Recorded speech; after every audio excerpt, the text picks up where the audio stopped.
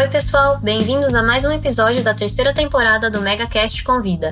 Eu sou Jade Stopa Pires, jornalista da Megawatch, e hoje vamos falar com a Marina Matter, CEO da Perspectivas Comunicação e Relações Institucionais e membro do Steering Committee da Carbon Pricing Leadership Coalition, do Banco Mundial.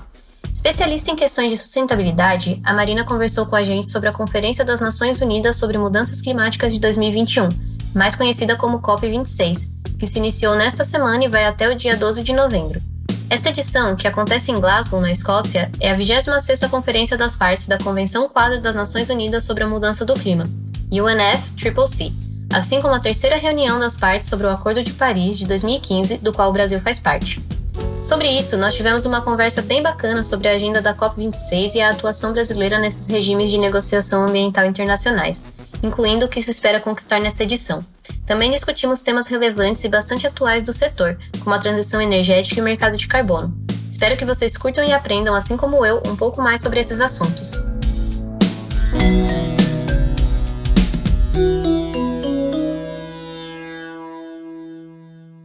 Boa tarde, Jade. Sou Marina Matter.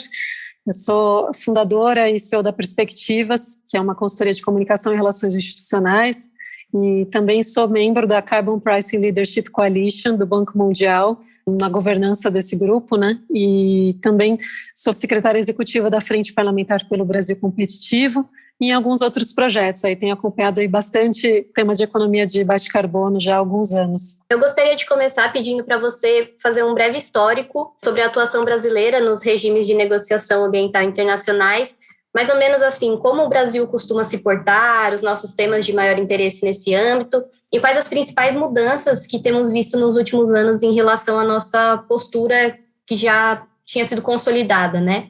Então, Jade, eu já acompanho a Conferência Mundial do Clima há alguns anos, participei das últimas 4 conferências, inclusive nessa última que teve em Madrid, já com o governo Bolsonaro, né?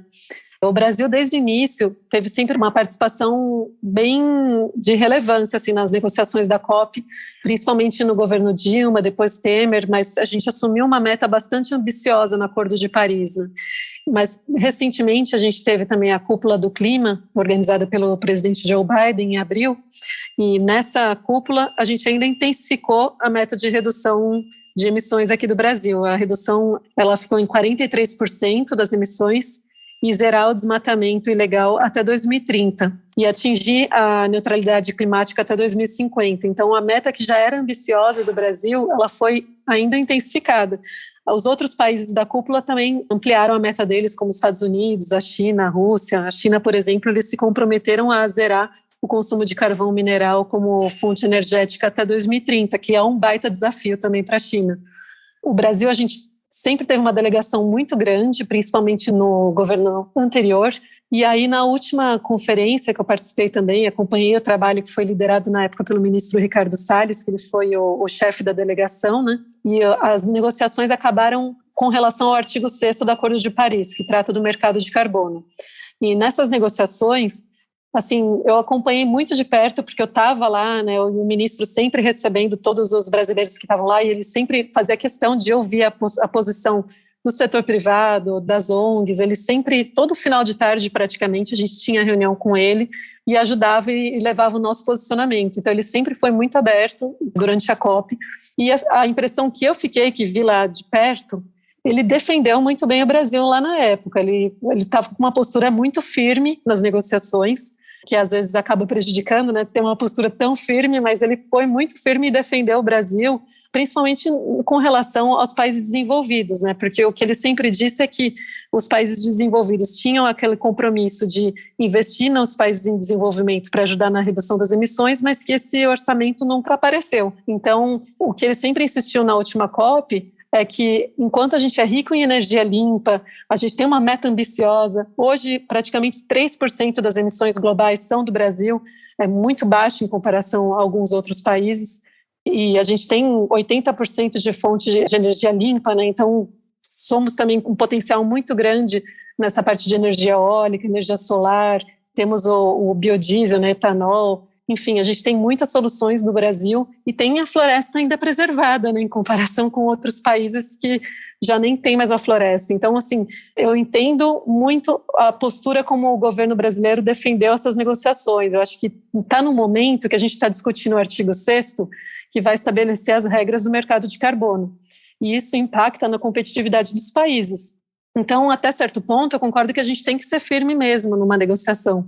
E agora, com o trabalho que o ministro Joaquim tem feito, ele tem tido uma postura bastante diplomática, assim, ele tem conversado com diversos negociadores, ele tem feito uma agenda intensa de encontros com os ministros do meio ambiente dos outros países, embaixadores, tem ouvido o setor privado e ele está tentando construir um consenso para chegar na COP e a gente conseguir finalmente concluir as negociações do artigo 6º do Acordo de Paris. Então, eu acredito que a postura do governo brasileiro agora com relação às negociações na COP melhorou bastante justamente por esse perfil mais diplomático, sabe, de tentar já fazer essas negociações prévias. Não é uma crítica para o ministro anterior, pelo contrário, eu acho que ele teve uma postura firme e defendeu muito bem os interesses do Brasil. Mas agora a postura do ministro Joaquim, ele já tem participado e tem até liderado algumas negociações, inclusive agora que teve do Mercosul, né, ele liderou as discussões sobre o assunto. Então, o Brasil mudou a postura. Esse ano a gente vai ter o maior espaço do governo brasileiro na COP, vai ser esse ano, o stand lá, né, onde a gente tem apresentações do setor privado, então eles ampliaram, vão ter o maior stand físico dentro da COP. Também fizeram uma parceria com a CNI, a Confederação Nacional da Indústria, que ofereceu o estúdio deles aqui do Brasília, na sede da CNI, para realizar a transmissão diária, simultânea de casos brasileiros. Então, eles têm feito esse esforço para conseguir viabilizar, apresentar soluções do Brasil, né, fazendo parceria com o CNI, ouvindo o setor privado, já fazendo negociações prévias. Eu acho que a gente está com uma postura bastante interessante para essa nova edição da COP.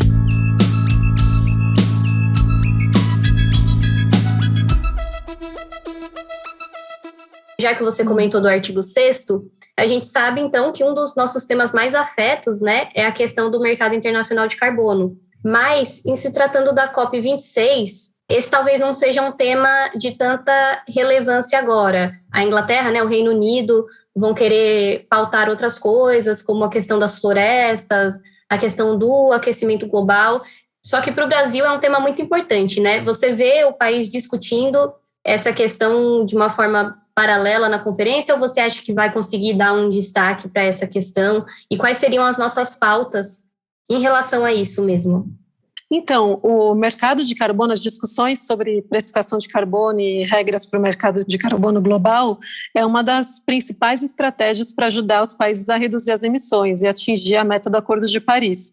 Então, com certeza vai estar entre os temas mais discutidos na COP, né? Tem outros temas, como reduzir o desmatamento, a questão da redução do metano, da emissão de metano. Tem também a discussão para acabar com o uso de carvão, que é um tema que também tem sido, principalmente a China, tem sido bastante pressionada nesse assunto. Mas a questão do mercado de carbono é imprescindível a gente conseguir concluir as negociações nessa COP. E aí, dentro dessa discussão de mercado de carbono, tem vários temas muito delicados que o governo está já bastante atento desde a última COP e continua bastante atento, que é desde o debate com relação à dupla contagem de redução de emissões, né, que está no artigo 6º também, porque não tem ainda um consenso sobre quem que deve contabilizar essa redução, se o país comprador do crédito proveniente de um projeto que foi realizado fora de suas fronteiras, ou se quem contabiliza é o país que desenvolve o projeto gerador do crédito. Enfim, tem também a questão na última COP, na COP de Madrid, teve também uma discussão forte sobre a possibilidade que os países troquem entre si os chamados resultados de mitigação internacionalmente transferidos. E ainda não teve esse consenso, a gente tem a expectativa de continuar a negociação para eles definirem, né, que uma vez que for regulamentado isso, a gente consegue avançar bastante na discussão também do mercado de carbono. O governo federal, a gente tinha um projeto aqui, uma parceria com o Banco Mundial, que chama Partnership for Market Readiness, que é o PMR, que foi um projeto que já foi concluído, levou alguns anos para desenvolver esse projeto, é uma parceria do Banco Mundial com ministérios da economia do mundo todo, e nesse projeto eles estudam qual seria o melhor instrumento de precificação de carbono para cada país. aqui no Brasil foi concluído que o melhor instrumento seria de mercado de carbono, que é também o sistema que é muito apoiado também pela indústria, né, o mercado de carbono regulado através de um sistema de comércio de emissões sob a ótica de cap and trade, que é colocar um limite, né, que é um cap de emissões que podem ser emitidas e depois colocar o que a indústria conseguir emitir menos do que esse cap, ele tem esse crédito para comercializar esse crédito de carbono. Tem muita discussão no Brasil, no executivo rolando, no legislativo também tem um projeto de lei super importante, o 528 desse ano, que foi apresentado pelo deputado Marcelo Ramos, que é o primeiro vice-presidente da Câmara, que é um projeto que também institui o mercado brasileiro de redução de emissões e regulamenta a compra e venda de créditos de carbono no Brasil. E até eu tinha ouvido que tinha uma expectativa deles concluírem a votação desse projeto na Câmara ainda antes da COP. Então, é um tema que está acelerado, assim, ganhou uma força maior aí nesses últimos anos. Os países estão cada vez mais implementando instrumentos de precificação de carbono, mesmo não tendo ainda concluído as negociações do artigo 6º, que estabelece as regras do mercado de carbono. E o interessante também, teve um relatório do Banco Mundial que foi publicado recentemente, e que, apesar da crise da pandemia, eles viram que entre 2020 e 2021 teve um aumento de instrumentos de precificação de carbono no mundo de 15,1% para 21,4%. Então, muito disso também pelo instrumento de precificação de carbono que foi implementado na China, que era um que estava já sendo discutido há anos, e eles acabaram implementando, que é um ETS, né, Emissions Trading System. Então, teve um avanço mesmo nesse período aí de pandemia. A gente hoje no mundo tem 64 iniciativas implementadas de precificação de carbono já no mundo. Aqui no Brasil a gente tem algumas iniciativas como o RenovaBio, que já comercializa CBIOS, né, que são os créditos que são gerados nesse programa, que é uma iniciativa voluntária que já foi regulamentada. Então a gente tem o potencial de ter créditos de carbono muito mais baratos do que em vários países. É uma oportunidade boa para o Brasil também. Quando a gente começar, quando tiver esse mercado regulado para comercializar créditos de carbono, o Brasil pode sair muito na frente, porque a gente tem créditos baratos no Brasil, em comparação com o valor dos créditos na Europa, por exemplo. E outro tema interessante nessa COP, além dessa discussão do mercado de carbono, que eu acho que vai ser um dos principais temas que vão ser discutidos lá na conferência, pela parte do governo brasileiro, vocês viram que o governo acabou de anunciar o plano de crescimento verde, né? E a ideia é lançar esse plano lá na COP mesmo, e o objetivo é que o plano tenha, pelo que o ministro Paulo Guedes falou, o plano vai ter 2,5 bilhões de investimento em dólares em infraestrutura de economia verde. Então, também é uma iniciativa interessante do governo brasileiro para mostrar para a comunidade internacional que o país tem, sim, investido em infraestrutura para a economia verde.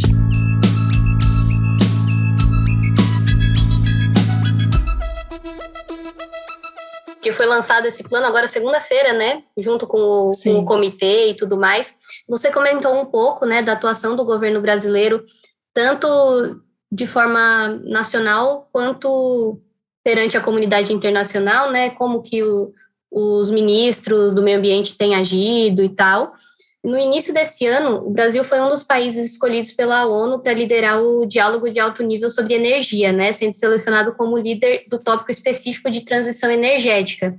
Nesse sentido, assim, por tudo que a gente tem visto de questão de desmatamento, de queimada de florestas, de alguns programas de incentivo para o uso de carvão mineral no sul, que estão tentando voltar, você vê o Brasil como um país apto, de fato, a liderar esse diálogo internacional, seja na COP, seja, assim, ao longo do ano?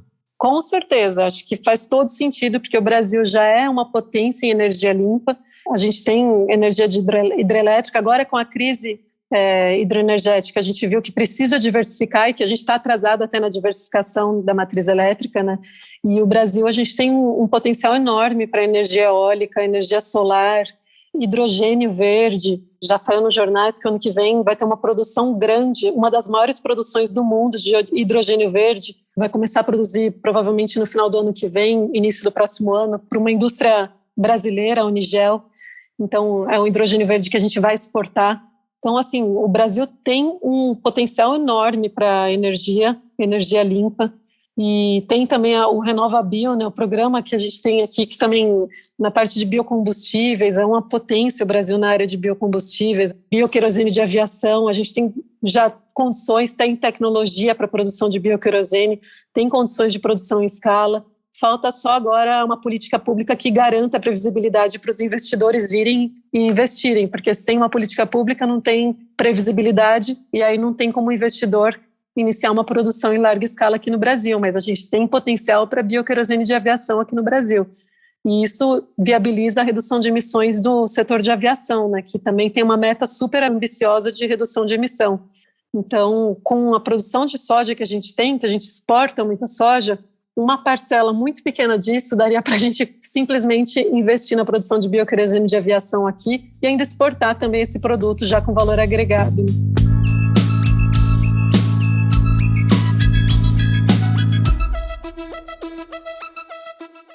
Você falou um pouco de alguns dos temas principais que vão ser discutidos, como a questão do mercado de carbono. Quais outros temas são relevantes para essa edição? Se você puder destacar também os temas que são mais relacionados à energia renovável, combustíveis alternativos, e também como que você acha que o Brasil vai se inserir nessas pautas específicas de energia?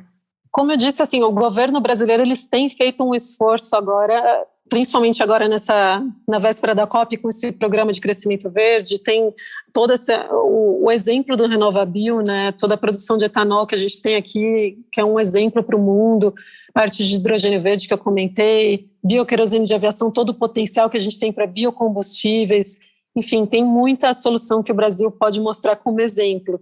Além disso, o próprio ministro Joaquim, ainda na época quando ele era secretário, ele criou o programa Floresta Mais, que inclusive uma das áreas desse programa é Floresta Mais Carbono, que também é uma iniciativa do governo federal para reduzir as emissões e para reduzir o desmatamento. Tem também aquele programa Adote um Parque, do governo federal. A informação assim, que eu tenho é que não só o ministro Joaquim vai participar da COP, outros ministros também devem participar. O Bento Albuquerque está super engajado também, a ministra Tereza Cristina, tem vários outros ministros engajados nessa discussão.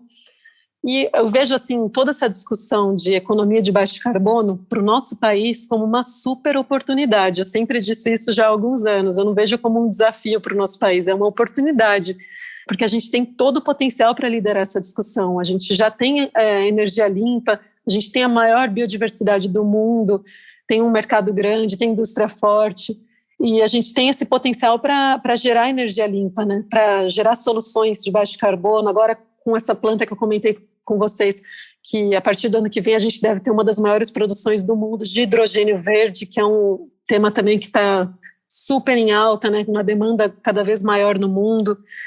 E também com o potencial de ter crédito de carbono com um valor muito mais baixo do que em vários países, inclusive da Europa. E sem contar o nosso potencial em gás natural, né, que também viabiliza a energia mais limpa, né? A gente tem agora o PL do gás, que foi aprovado, virou lei, para abrir o mercado de gás e ter mais gás com custo competitivo. Isso também vai ajudar a ter energia mais limpa. Enfim, a gente tem um super potencial e o Brasil, sabendo aproveitar bem essas negociações, inclusive sempre teve aquela expectativa dos países desenvolvidos fornecerem os 100 bilhões de dólares de financiamento climático anual, que seria fornecido pelas nações ricas, para ajudar os países em desenvolvimento a reduzirem as emissões. Então, esse é um dos temas também que deve surgir na COP, né? É um dos pleitos do nosso país e dos outros países em desenvolvimento também. É que esse orçamento, esse fundo que os países ricos já tinham concordado de 100 bilhões de dólares de financiamento climático anual, que ele realmente seja realizado, né? Porque até hoje a gente ainda não recebeu esse financiamento.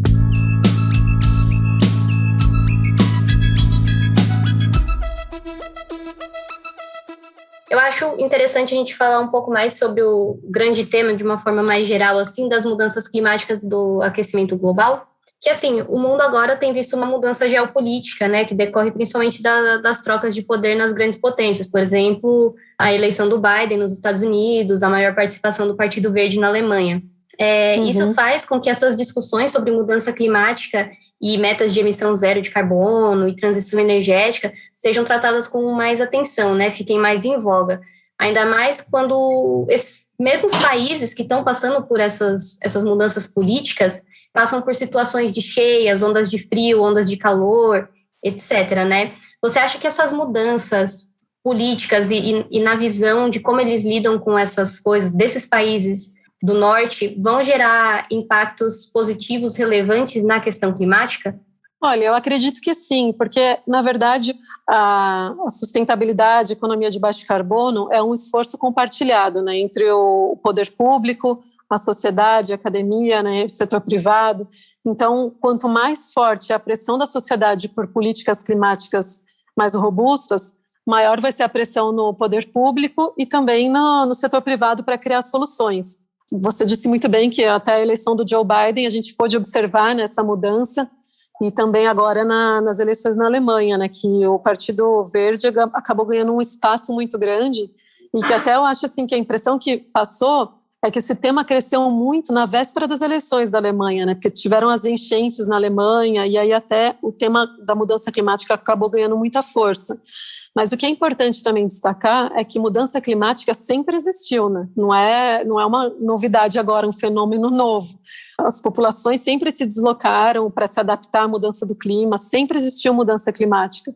O ponto é que, até um ponto que o IPCC apresentou um relatório recentemente, é que com a Revolução Industrial, ou seja, os fatores antropogênicos, né, a influência do homem, acabou intensificando os efeitos da mudança do clima. Então, a gente tem visto impactos cada vez maiores. O aquecimento global, a gente já tem visto o resultado disso, né? Os eventos climáticos adversos, eles estão bem mais intensos do que há um tempo atrás. Então, concordo que pode ter, sim, uma mudança no perfil dos eleitores também aqui, como a gente observou na Alemanha, como a gente observou nos Estados Unidos, mas também aqui no Brasil a gente também tem que considerar que a gente está hoje com milhões de desempregados, né? A gente está vivendo uma crise que é muito também do impacto da pandemia, né?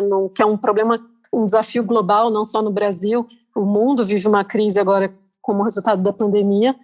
Então, assim, a gente não tem só a preocupação da mudança do clima. O que eu sempre tento destacar é que é importante a gente ter política climática cada vez mais robusta, cada vez mais firme, mas, ao mesmo tempo, a gente tem que considerar a realidade do país, porque uma coisa é a gente ouvir uma ativista da Suécia, jovem, a Greta, que eu acho super legal, uma jovem está engajada e assumindo a postura de qualquer cidadão que deveria ter, né, da gente se engajar nas discussões e participar da construção de uma política pública, mas a Greta, ela vive na Suécia, ela não sente os impactos da mudança do clima como alguns jovens do nosso país sentem no sertão nordestino, ou mesmo jovens da África do Sul, ou mesmo jovens na China, ou em países insulares, né, Tuvalu, Kiribati, países estados-ilhas que estão já sentindo o impacto do aumento do nível do mar. Mas é importante também a gente ouvir os jovens que já estão sofrendo isso, né?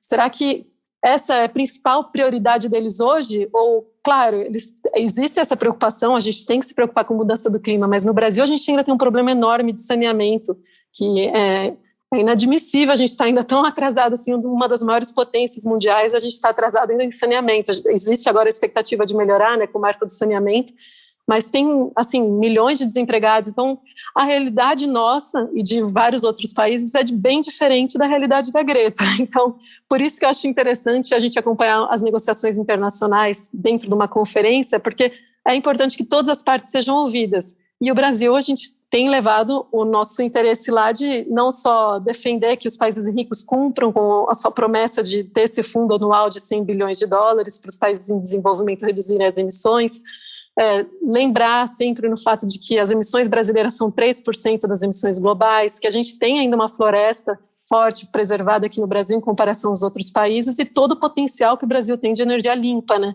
e de exportar créditos de carbono no futuro com um preço muito mais baixo do que na Europa. Sem contar várias outras vantagens competitivas, comparativas que o Brasil tem em relação à Europa ou algumas outras regiões. Ninguém está questionando a importância de ter uma política climática e da gente mitigar os impactos da mudança do clima. Isso todo mundo concorda. Mas é importante que a gente considere a realidade de cada país, as necessidades, algumas mais urgentes até do que essa para alguns países, como o nosso caso de saneamento, por exemplo.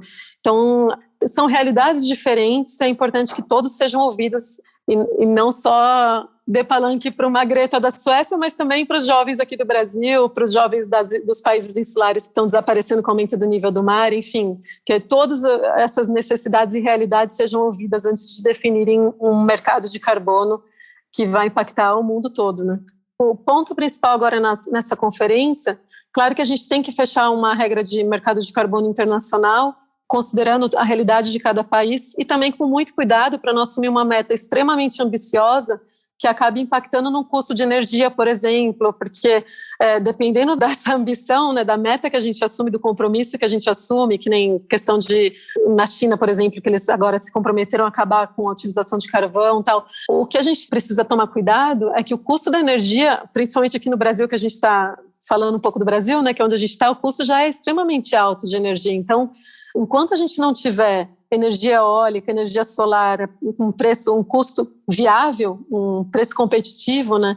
Não adianta a gente querer pôr uma meta ambiciosa de ter carro elétrico sem ter disponibilidade de energia para carro elétrico, sabe? Então, assim, tem que considerar a realidade e o tempo que a gente precisa para implementar, porque no final quem vai pagar um custo mais alto é o consumidor, é o povo, né? E o povo, a gente sabe como que está a realidade do país, a gente está com milhões de desempregados. Então tem que tomar muito cuidado, né, na hora de assumir uma meta extremamente ambiciosa. Não sou contra ter uma meta ambiciosa, mas a gente tem que ter um plano, né? Não é simplesmente...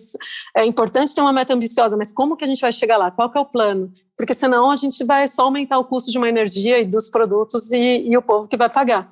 Então isso com certeza o governo está atento e assumindo essa meta que tenha um plano bem estabelecido de como a gente vai chegar lá sem aumentar o custo para a população.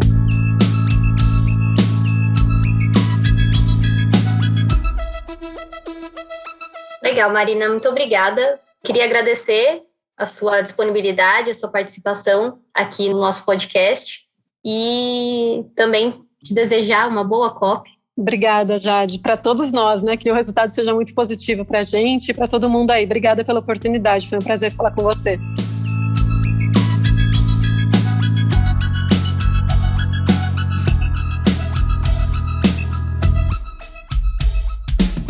Esse foi mais um episódio do MegaCast Convida. Desejamos uma boa COP26 a todos e até a próxima.